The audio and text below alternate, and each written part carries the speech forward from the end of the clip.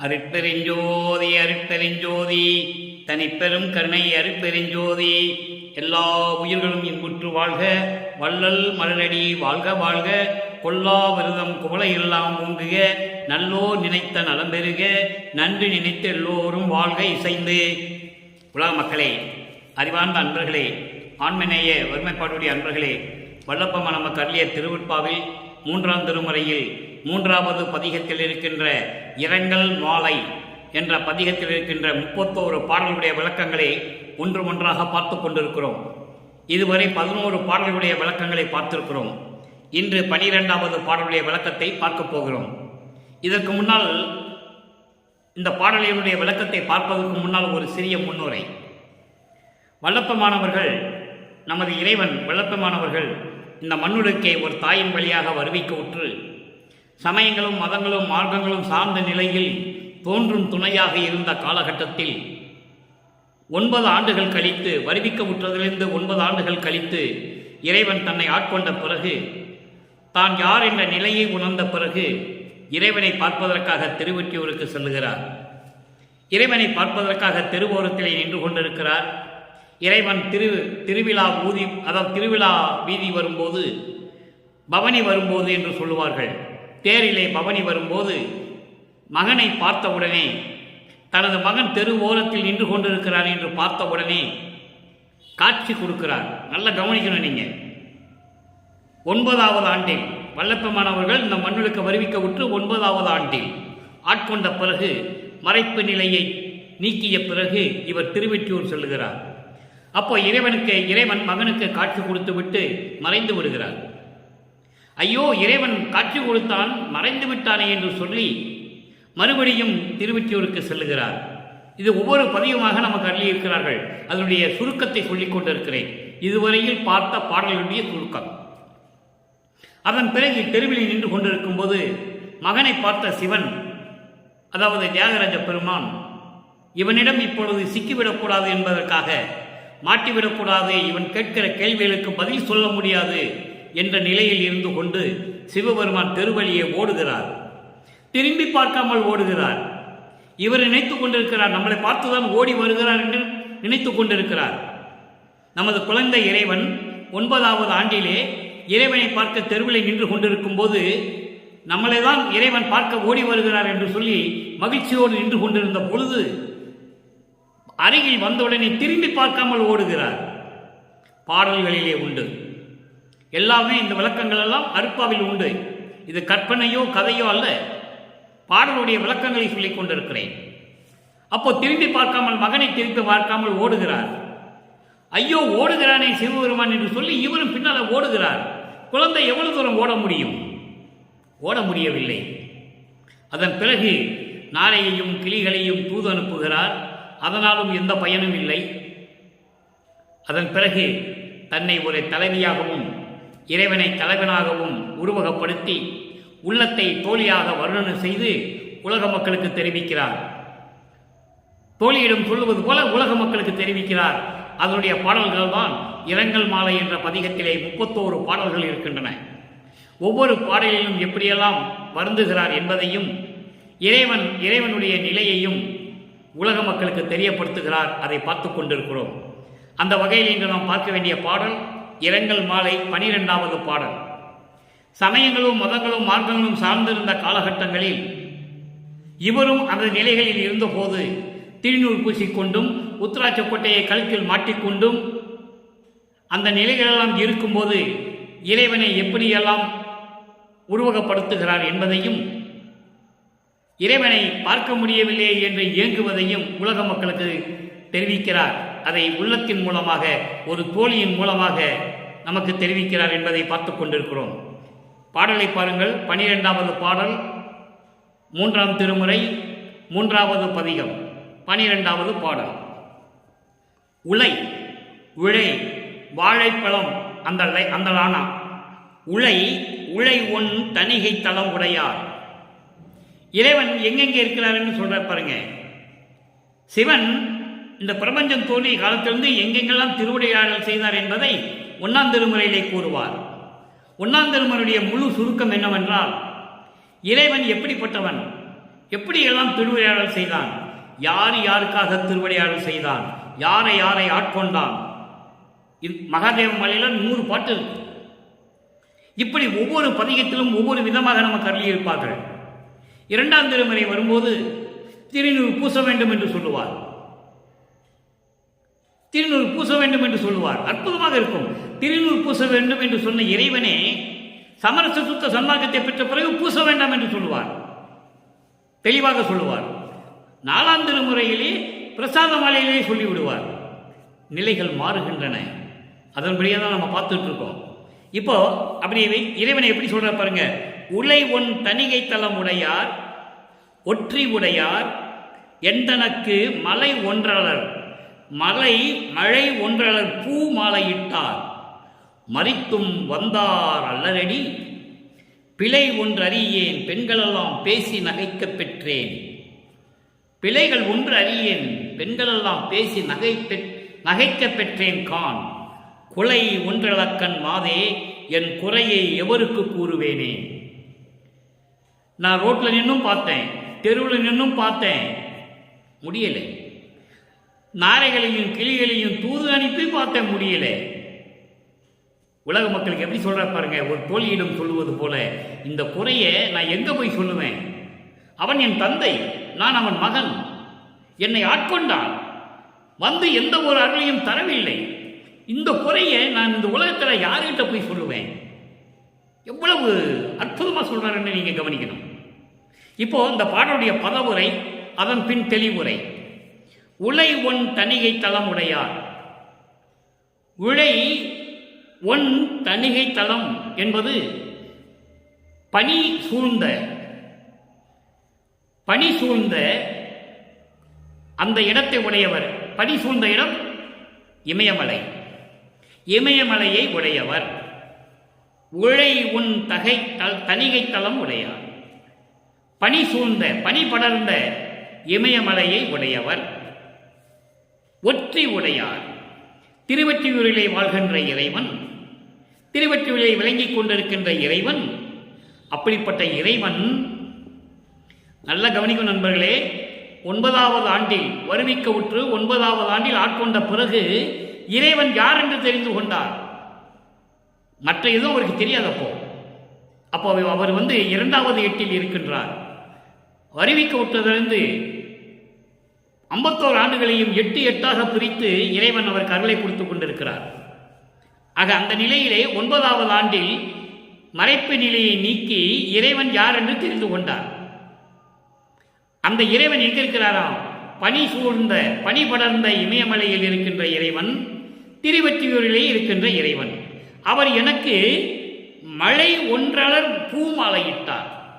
மழை ஒன்றலர் என்பது குளிர்ந்த பூமாலை, குளிர் பொருந்திய குளிர்ச்சியுடைய ஒரு மாலை ஒன்று எனக்கு அறிவித்தார், மாலையிட்டார். அப்படி என்று சொல்லும் பொழுது இது உலகியல் விளக்கம். பூமாலை ஒன்று குளிர்ந்த மாலையிட்டார் என்பது உலகியல் விளக்கம். ஆனால் குளிர்ந்த பூ மாலையிட்டார் என்பது கனிவோடு அன்போடு என்னை ஆட்கொண்டார். மாலையிட்டார் என்று சொல்வதற்கு பொருள் தன்னை ஒரு பெண்ணாக வர்ணனைப்படுத்தி சொல்லுகிறார். தன்னை தலைவியாகவும் இறைவனை தலைவனாகவும் வர்ணனை செய்து சொன்னதனால் மாலையிட்டார் என்று சொல்லுகிறார். நல்லா புரிஞ்சுக்கணும் நீங்க. அப்போ கனிவோடும் இரக்கத்தோடும் தயவோடும் மகிழ்ச்சியோடும் என்னை ஆட்கொண்டார். மாலையிட்டார் தோழியிடம் சொல்லும்போது மாலையிட்டார் சொல்லுவார். இது உலக மக்களுக்கு தெரிவிப்பது என்னை ஆட்கொண்டார். இனிய முகத்தோடு கனிவோடு என்னை ஆட்கொண்டார். அதன் பிறகு மறித்து அதன் பிறகு வந்தார் அல்லரடி. ஆட்கொண்டானை தவிர திரும்பி வரவில்லை. என்னை அணைத்துக் கொள்ளவும் இல்லை, என்னோடு கொஞ்சம் பேசி கொள்ளாகவும் இல்லை, எந்த விதமான அருளையும் கொடுக்கவில்லை. பிழை ஒன்றறியே, நான் எந்த தவறும் செய்யவில்லையே, அவனால் தானே நான் வருவிக்க உற்றேன். ஒரு தாயின் வழியாக இந்த மண்ணுலக்கு இறைவனால் தானே வருவிக்க உற்றேன். நான் எந்த தவறும் செய்யவில்லையே. பிழை ஒன்றறியேன், பெண்கள் எல்லாம் பேசி நகைக்க பெற்றேன் கான். இங்கே பெண்கள் எல்லாம் என்னை கேலி பேசி சிரித்துக் கொண்டிருக்கிறார்கள் என்று சொல்லுகிறார். இதனால் உலக மக்களுக்கு என்ன சொல்றாரு? உலக மக்கள் எல்லாம் என்னை கேலி கிண்டல் செய்கிறார்கள். நான் அவன் இறைவன், அவனை பார்க்க திருவிட்டு சென்றிருந்தேன், திரும்பி பார்க்காமல் ஓடுகிறான். என்னை அன்பாக வந்து கனிவோட வந்து அன்பாக பேசி என்னை ஆட்கொண்டான். அதன் பிறகு வரவில்லை. இதை பார்த்து நான் எந்த தவறும் செய்யவில்லை. இதை பார்த்து உலக மக்கள் எல்லாம் சிரித்துக் கொண்டிருக்கிறார்கள். மானம் போன வழியில்லா விடுத்தேன் என்று சொல்லுவார். ஞானசரியில் சொல்லுவார், அந்த வார்த்தை எவ்வளவு பெரிய வார்த்தை தெரியுமா, எவ்வளவு விளக்கங்கள் இருக்கு தெரியுமா. மானம் போன வழியில்லால் விடுத்தேன் என்ற ஒரு வரிக்கு விளக்கமே ஒரு மாதம் பேச வேண்டும். அவ்வளவு விளக்கங்கள் இருக்கின்றன. இப்படியெல்லாம் வருவிக்க உற்று எல்லாம் சிரிக்கும்படி என்ன செய்து விட்டானே, எனக்கு மானமெல்லாம் போய்விட்டது, சிரிக்க நகைக்க பெற்றேன் என்று சொல்லுகிறார். மானமெல்லாம் போச்சுன்ற, மானமெல்லாம் போச்சு, குலை ஒன்றி இலக்கண் மாதே. எப்படி சொல்றார் பாருங்க, அழகான கண்களுடைய பெண்ணே, என் தோழியே. உள்ளத்தை சொல்லுகிறார். உள்ளம் உள்ளத்தை பெண்ணாக உருவப்படுத்தி சொல்லுகிறார். என் தோழியே, இப்படிப்பட்ட இறைவன் இதெல்லாம் செய்கிறானே, இந்த குறையை நான் யாருக்கு சொல்லுவேன், எங்க போய் சொல்லுவேன், யாரிடம் சொல்லுவேன் என்று சொல்லி இந்த பாடலை அருளி இருக்கிறார்கள். இப்ப இந்த பாடலுடைய தெளிவுரை, அதாவது விளக்க உரை நல்லா கவனிக்கணும். பனி சூழ்ந்த பனி படர்ந்த பனி சூழ்ந்த பனி படர்ந்த இமயமலையை கொண்ட இறைவன், திருவொற்றியூரிலே விளங்கிக் கொண்டிருக்கின்ற இறைவன் எனக்கு குளிர்ந்த பூமாலையிட்டு என்னை ஆட்கொண்டானே தவிர மீண்டும் வந்து என்னை பார்க்கவில்லை, என்னிடம் கொஞ்சி குலாவி பேசவில்லை, என்னை அணைத்துக் கொள்ளவும் இல்லை. நான் என்ன தவறு செய்தேன்? அவனை நம்பி இந்த மண்ணுக்கு வருவிக்கு விட்டதுதானே நான் செய்த தவறு. நான் என்ன தவறு செய்தேன்? நான் ஒரு தவறும் செய்யவில்லையே. நான் என்னவென்று சொல்லுவேன்? பெண்களெல்லாம் பேசி என்னை கிண்டல் செய்கிறார்களே, உலக மக்களெல்லாம் என்னை பேசி கிண்டல் செய்கிறார்களே, என் மானமெல்லாம் போன வழி விடுத்தேனே. என் தோழியே, என் பெண்ணே, என் தோழியே, இந்த குறையை நான் எவரிடம் போய் சொல்லுவேன் என்று சொல்லி இந்த பாடலை நமக்கு அருளியிருக்கிறார்கள். பாடலின் மைய கருத்து, வல்லப்பமானவர்கள் நமது இறைவன் குழந்தையாக வருவிக்க உற்று 9 ஆண்டுகளில் 9வது ஆண்டில் இறைவன் வந்து ஆட்கொண்ட பிறகு, அவருடைய மறைப்பு நீங்கிய பிறகு இந்த உலகுக்கு ஏன் வருவிக்க உற்றோம் என்ற நிலை மட்டும் தெரிகிறது. வேற எந்த விஷயம் தெரியாது. ஏன் இந்த உலகுக்கு வருவிக்க உற்றோம், எதுக்காக வந்தோம், அது மட்டும் தெரியுது. அப்போ இறைவன் யார் என்று தெரிந்து விட்டது. அந்த இறைவனை பார்க்கிறதுக்காக திருவொற்றியூருக்கு போகிறார். இறைவன் வந்து ஆட்கொண்டானே தவிர என்னை எந்த விதமான எனக்கு அருளையும் கொடுக்கவில்லை, என்னை வந்து பேசவும் இல்லை, என்னை அணைத்துக் கொள்ளவும் இல்லை. நான் என்ன தவறு செய்தேன்? அவன் தானே என்னை வருவிக்க செய்தான் இந்த உலகிற்கு. நான் வேற எந்த தவறும் செய்யவில்லையே. உலக மக்களே, நான் எந்த தவறும் செய்யவில்லை. நான் இறைவனால் வருவிக்க உற்றவன். அந்த இறைவனை பார்ப்பதற்காக நான் திருவொற்றியூர் சென்றால் என்னை திரும்பி பார்க்காமல் ஓடுகிறார். என்னிடம் பேசவில்லை, என்னை ஆட்கொண்டானே தவிர வேற எந்த பயனும் நான் அடையவில்லை. உலக மக்களிடம் சொல்லுவது போல, தோழியிடம் சொல்லுவது போல இந்த பாடலை நமக்கு அருளியிருக்கிறார்கள். நீங்க நல்லா புரிஞ்சுக்கணும். தோழியிடம் சொன்னார்னா ஒரு பெண்ணுகிட்ட சொன்னார்னு நீங்க நினைக்கூடாது. வறுமை செய்கிறார். தன்னை தலைவியாகவும் மாலையிட்டார் என்று சொன்னதற்காக தன்னை ஒரு பெண்ணாகவும் இறைவனை ஒரு தலைவனாகவும் கற்பனை செய்து தோழியை பெண்ணாக வர்ணனை செய்து சொல்லுவது போல உலக மக்களுக்கு சொல்லுகிறார். இதான் விஷயம். அப்போ இறைவன் ஆட்கொண்டதை சொல்லிவிட்டார் உலக மக்களுக்கு. அப்போ எந்த அருளையும் பெறவில்லை என்றையும் சொல்லிவிட்டார். சரியா? எந்த அருளையும் பெறவில்லை, திரும்பி வந்து பார்க்கவும் இல்லை. நான் என்ன செய்வேன்? இந்த குறையை நான் யாரிடம் போய் சொல்லுவேன் என்று சொல்லி இந்த பாடலை 3ஆம் திருமுறையிலே நமக்கு அருளியிருக்கிறார்கள். அதன் பிறகு நிலைகள் மாறுகிறது. வருடங்கள் ஓடிக்கொண்டன, சென்று விட்டன. சமரச சுத்த சன்மார்க்கத்தை பெற்ற பிறகு இதனுடைய விளக்கத்தை நாம் சொல்லியாக வேண்டும். அன்பர்களை நான் ஏற்கனவே சொன்னது போல இந்த பாடலுக்கு விளக்கம் மட்டும் சொல்ல வேண்டும் என்றால் 15 நிமிடத்துக்குள் சொல்லிவிடலாம். அது நமது நோக்கம் அல்ல. சமயங்களையும் மதங்களையும் மார்க்கங்களையும் சார்ந்த நிலையில் தன் மகனை ஆட்கொண்டானே தவிர இறைவன் அருளை கொடுக்கவில்லை. அப்ப எப்ப அருளை கொடுத்தார், எப்படி கொடுத்தார் என்பதை உலக மக்களுக்கு தெரியப்படுத்த வேண்டும். அதன் நிலை 6ஆம் திருமுறையிலே இருக்கிறது. சமரச சுத்த சன்மார்க்கத்தை பெற்ற பிறகு இந்த சமயங்களும் மதங்களும் மார்க்கங்களும் தேவையில்லை என்று தந்தை சொன்ன பிறகு அருட்பெருஞ்சோதி ஆண்டவர் சமரச சுத்த சன்மார்க்கத்தை கொடுக்கும்போது சிவபெருமான் அருட்பெருஞ்சோதி ஆகிறார். நல்லா கவனிச்சுக்கணும் நீங்க. அப்போ அவன் மதங்களையும் மார்க்கங்களையும் சார்ந்திருந்தான். தன் மகனுக்கு உலகத்தை பற்றி புரிய வைப்பதற்காகவும் உலக மக்களுக்கு தெரிவுபடுத்துவதற்காகவும் தான் சமயங்களிலும் மதங்களிலும் மார்க்கங்களிலும் சார்ந்து இருக்கும்படி தன் மகனிடம் கட்டளையிட்ட சிவபெருமான் அதன் பிறகு சுத்த சன்மார்க்கத்தை கொடுத்த பிறகு அதனுடைய நிலை என்ன, எப்படியெல்லாம் இறைவனிடம் அருளை பெற்றுக் கொண்டார். இந்த பாடலில் சொன்ன 3 நிலைகளுக்கு 6ஆம் திருமுறையிலே விளக்கம் பார்க்க போகிறோம். அவ்வளவுதான், நல்லா பார்க்கணும். இந்த பாடல் என்ன சொல்றாரு? உலை ஒன் தணிகை தலம் உடையார், திருவொற்றியில் இருக்கின்ற இறைவன் இமயமலையில் இருக்கின்ற இறைவன் என்று சொல்லுவார். சமரச சுத்த சன்மார்க்கத்தை பெற்ற பிறகு அந்த இறைவன் சத்தியஞான சபையில் இருக்கிறார் என்று சொல்லுவார். நீங்க நல்லா புரிஞ்சுக்கிட்டே வரணும், நல்லா கவனமா கேட்டுக்கிட்டே வரணும். யாராலையும் விளக்கம் சொல்ல முடியாது. இறைவனுடைய தயவாலையும் கருணையாலையும் பெற்றால்தான் இந்த விளக்கம் சொல்ல முடியும். அடுத்து 2வது நிலை, இன்று நான் பார்த்த 12வது பாடலில் 2வது நிலை, என்னை ஆட்கொண்டானே தவிர எந்த அருளையும் கொடுக்கவில்லை. அங்கே சொல்லுகிறார். இங்கே ஆட்கொண்ட பிறகு எவ்வளவு அருளை கொடுக்கிறார் என்பதை பார்க்க போகிறோம். 3வது நிலை, அதன் பிறகு என்னை பார்க்க அவர் வரவே இல்லை என்று சொல்லுவார். ஆட்கொண்டானே தவிர எந்த அருளையும் கொடுக்கவில்லை, அதன் பிறகு என்னை பார்க்கவும் வரவில்லை. இந்த நிலைகளுக்கெல்லாம் பதில் 6ஆம் திருமுறையில் இருக்கிறது. நன்றாக கவனியுங்கள். 6ஆம் திருமுறை 20 பதிகம், 20வது பதிகம் பிள்ளை பெருவிண்ணப்பம், 32வது பாடல். இங்கு 2வது பாடலுக்கு அங்கு 32வது பாடலுடைய விளக்கம். தொழும் தகை உடைய ஜோதியே. இங்க இறைவன் எப்படி சொல்றார் பாருங்க. அங்க திருவொற்றியில் இருக்கின்ற இறைவன் சொல்லுவார், சிவன் சமயங்களையும் மதங்களையும் மார்க்கங்களையும் சார்ந்தவன். அருப்பெருஞ்சோதி அப்படியெல்லாம் அதெல்லாம் நீக்கிவிட்டு வருவார். அதை நீங்க நல்லா புரிஞ்சுக்கணும். தொழும் தகை உடைய சோதியே, அடியேன் சோம்பலால் வருந்திய தோறும் அழுந்த என் உள்ளம் பயந்ததை என்னால் அளவிடற்கு எய்துமோ, பகலில் விழுந்துரு தூக்கம் வரவது தடுத்தும் விட்டிடா வன்மையனால் தூங்கி எழுந்த போது எல்லாம் பயத்தோடும் எழுந்தேன், எழுந்த போதெல்லாம் பயத்தோடு எழுந்தேன், என் செய்வேன் என் செய்வன் என்றே. என்றே என்றால் அருப்பெருஞ்சோதி இறைவனே ஆண்டவரே. என்று என்பது அருப்பெருஞ்சோதி ஆண்டவர்.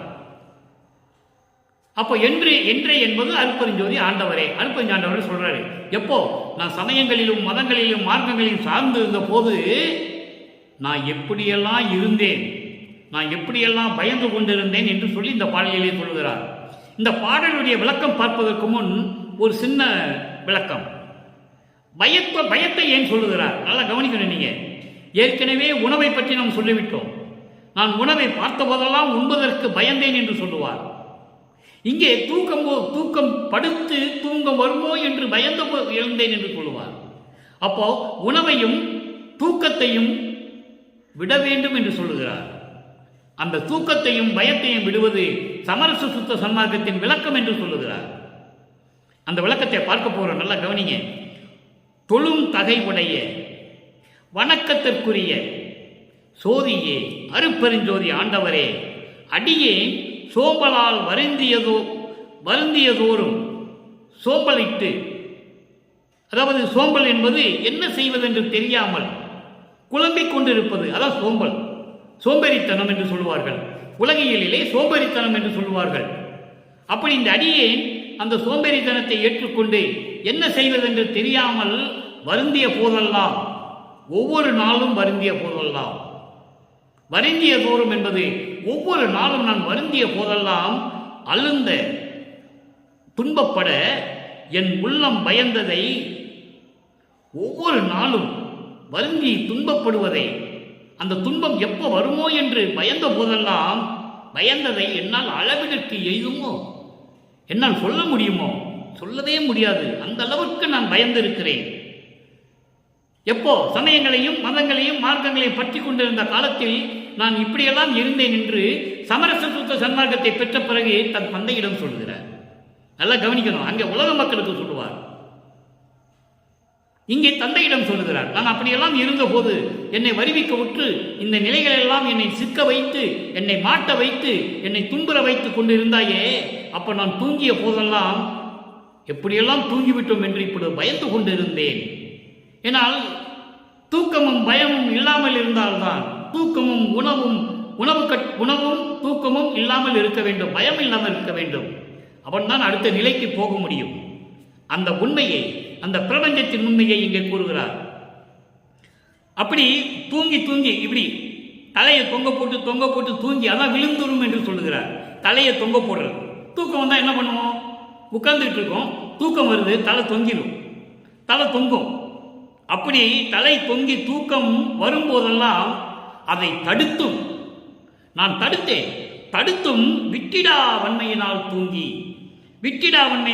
என்பது விட முடியாத அந்த தூக்கத்தை விட முடியாமல் நான் பட்ட அந்த துன்பம் இருக்கிறதே, அதை முழுமையாக தூங்கி, எப்படி சொல்றது, எழுந்த போது எல்லாம் அப்படி தலையை தூக்கம் போட்டுக்கிட்டு நம்ம தூங்கக்கூடாது என்று நினைத்தும் கூட தூக்கம் வந்து என்னை விழாமல் என்னை தூங்க வைத்து நான் எழுந்த போதெல்லாம் பயத்தோடு எழுந்தேன்.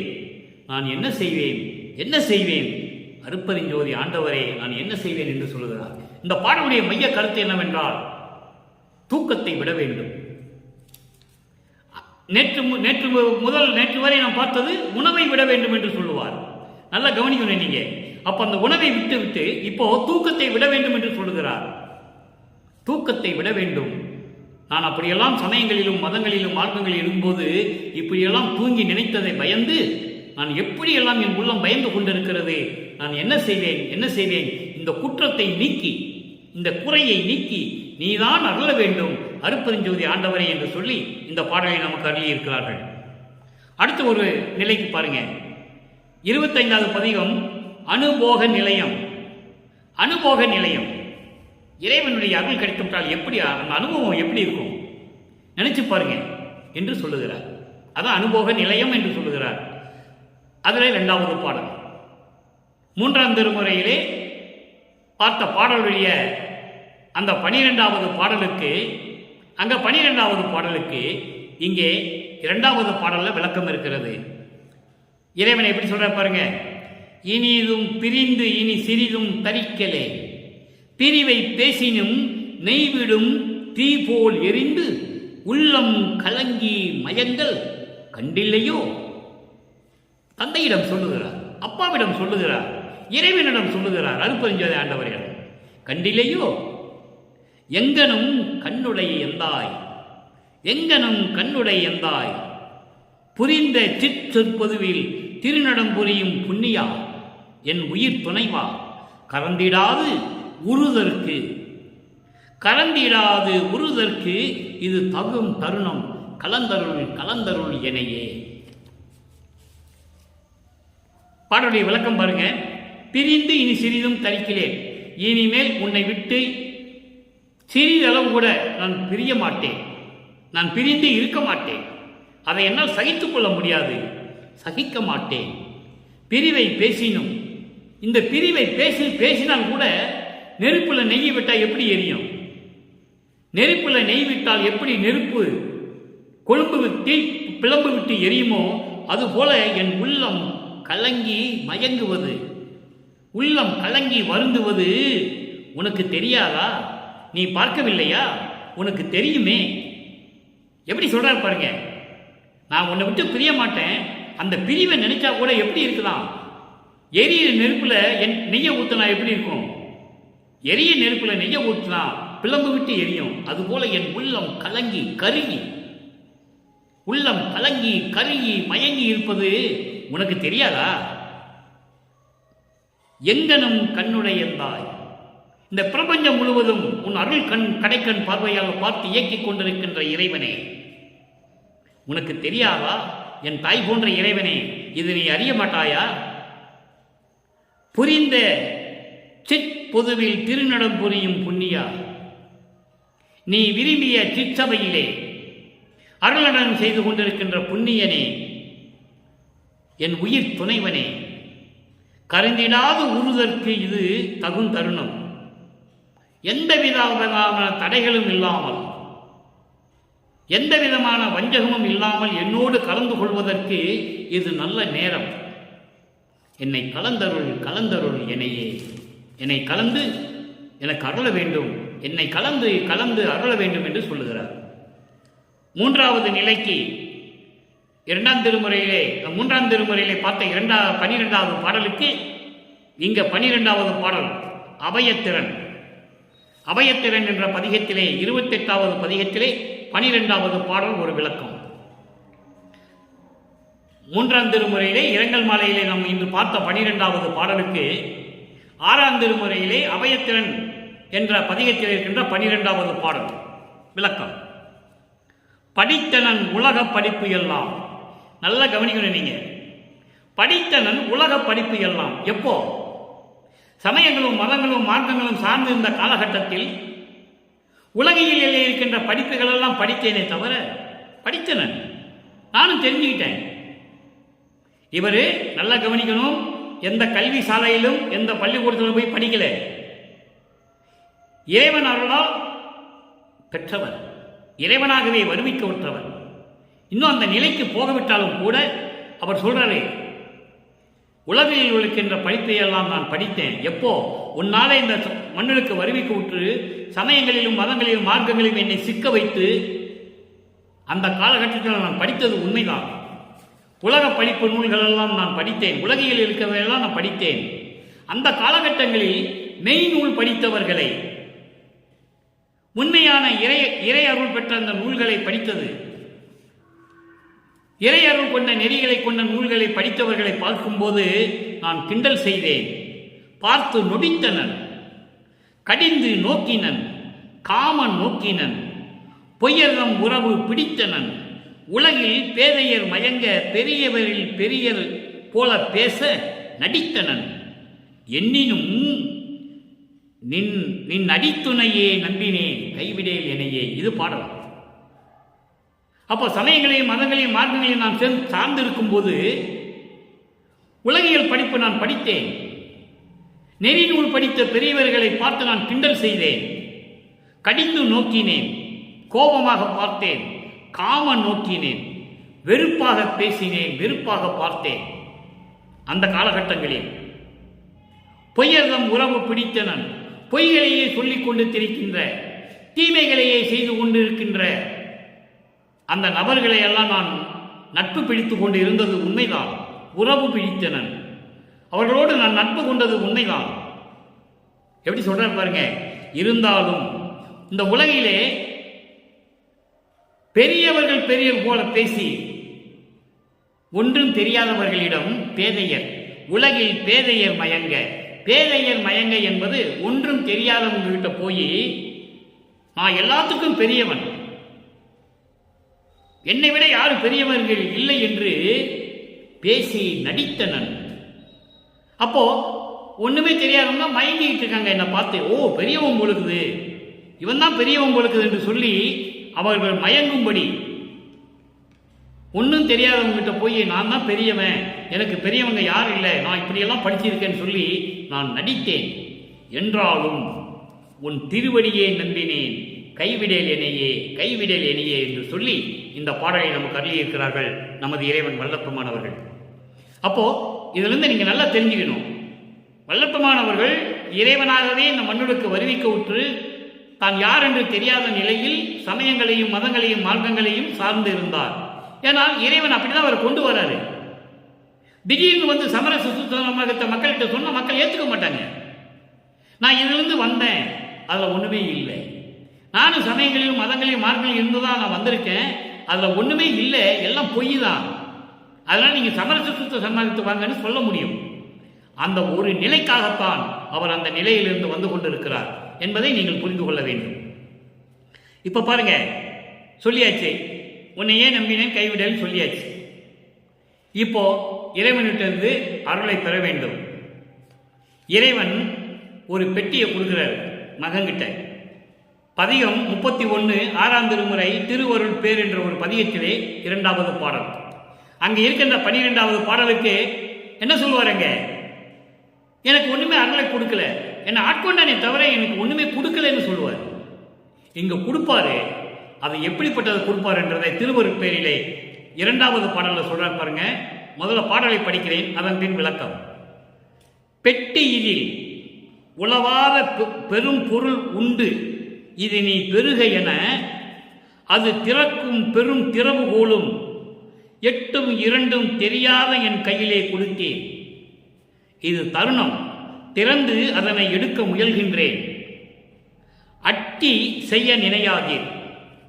இறைவன்கிட்ட சொல்றாரு, அட்டி செய்ய நினையாதீர், அரை கணமும் தரியேன், அரை கணத்துக்கு 1000 கோடியாக வட்டியிட்டு உம்மிடத்தை வாங்குவேன்.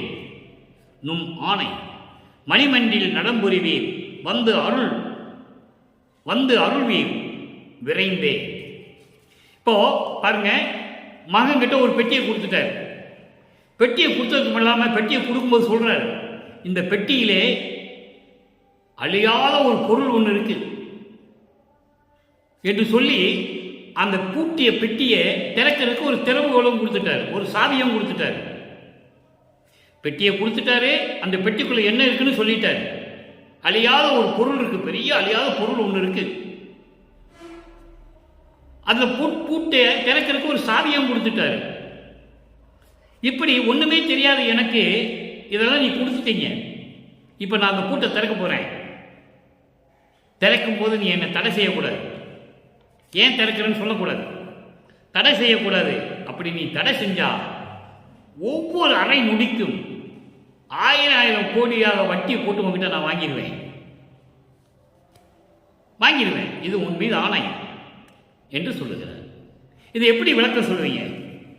உலகியல் விளக்கம் வேறு. பெட்டியை கொடுத்தா பெட்டிக்குள்ள அது இருந்தது இது இருந்ததெல்லாம் சொல்லுவாங்க, அதெல்லாம் வேண்டாம் நமக்கு. சமரச சுத்த சன்மார்க்க விளக்கம், பெட்டி இதில் உளவாத பெரும் பொருள் உண்டு, இது நீ பெருக என அத்திறக்கும் பெரும் திறவுகோலும் 8ம் 2ம் தெரியாத என் கையில் கொடுத்தீர். இதுக்கு 4 வரைக்கும் ஒரே விளக்கம் தான். பெட்டி என்பது சமரச சுத்த சன்மார்க்கம். இங்கே சில பேர் சொல்லுவாங்க பெட்டி என்பது உடம்பு என்று சொல்லுவார்கள், அது அவருடைய விளக்கம். அது எப்படி இருக்குன்னு நமக்கு தெரியாது. இது இறைவன் கொடுத்த சுத்த சன்மார்க்க விளக்கம். பெட்டி என்பது சமரச சுத்த சன்மார்க்கம். அதில் உளவாத பெரும் பொருள் உண்டு. சமரச சுத்த சன்மார்க்கத்தில் அழியாத ஒரு பொருள் உண்டு. அது என்னது? மரணமில்லா பெருவாழ்வு.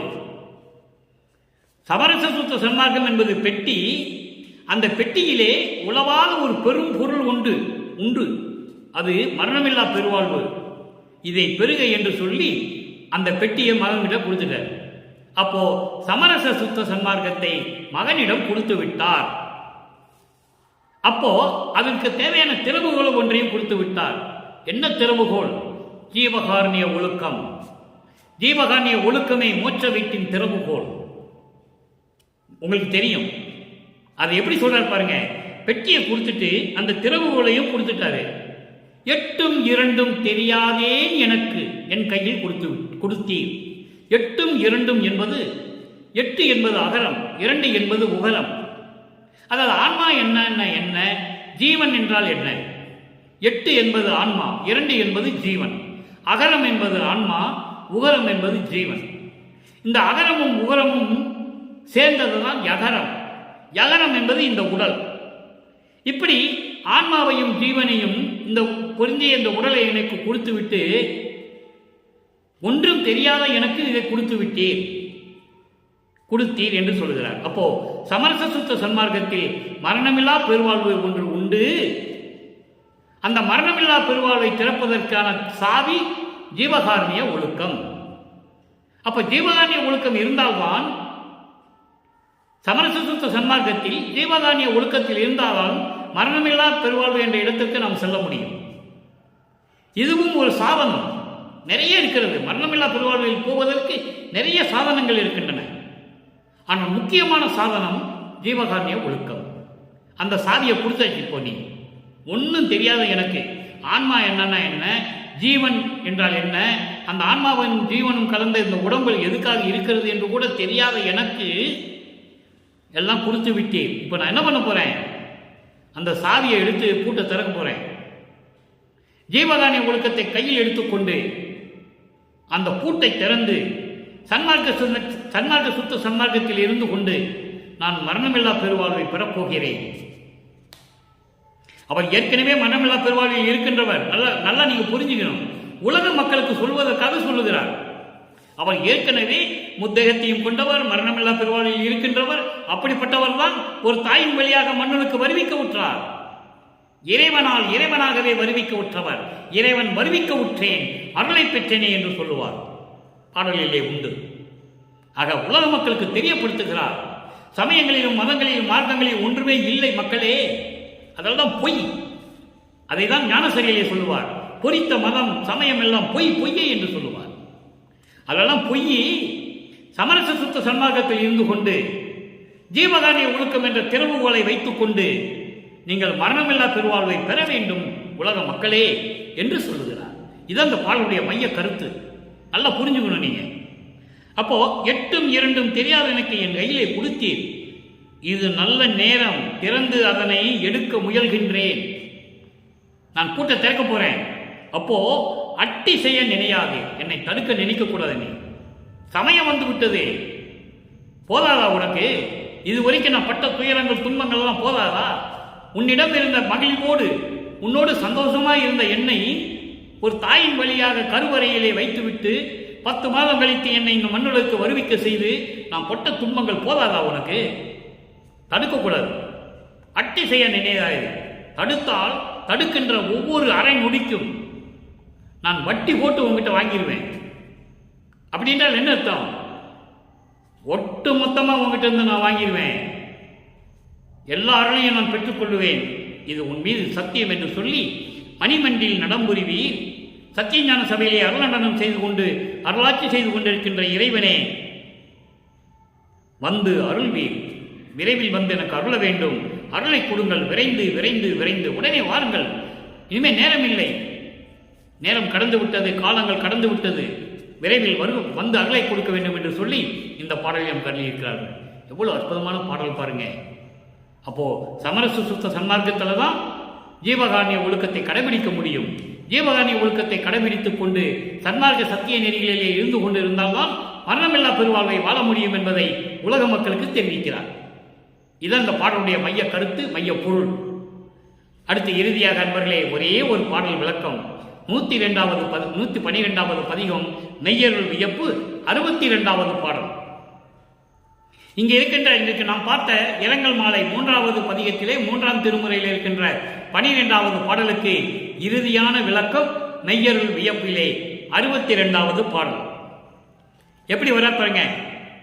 காம கடலை கடந்து வெகுளி கடலை நீந்தினேன், காமக்கடலை கடந்து வெகுளி கடலை நீந்தினேன், கடிய மயக்க கடலை தாண்டி அடியை ஏந்தினேன், சேம பொதுவில் நடம் கண்டு எனது சிறுமை நீங்கினேன், சிற்றம்பலத்து நடம் கண்டு வந்து மிகவும் ஓங்கினேன்.